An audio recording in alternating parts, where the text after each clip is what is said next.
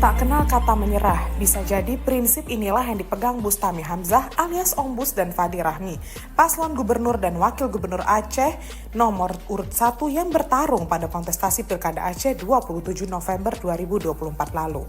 Lihatlah, meski dalam hitungan real count dan sejumlah sumber lainnya mengungkap bahwa Om Bus dan Fadi Rahmi kalah telak atau hanya mendapat 46% lebih dari paslon nomor urut 2 Haji Muzakir Manaf atau Mu'alim dan Fadullah atau Dekfat yang berhasil meraih 53% lebih suara.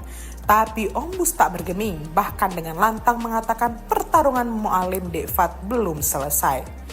Assalamualaikum warahmatullahi wabarakatuh. Saya Bustami Hamzah dan Syekh Fadi Rahmi, calon gubernur dan wakil gubernur Aceh, menyampaikan terima kasih yang setinggi-tingginya kepada seluruh masyarakat Aceh, koalisi partai pendukung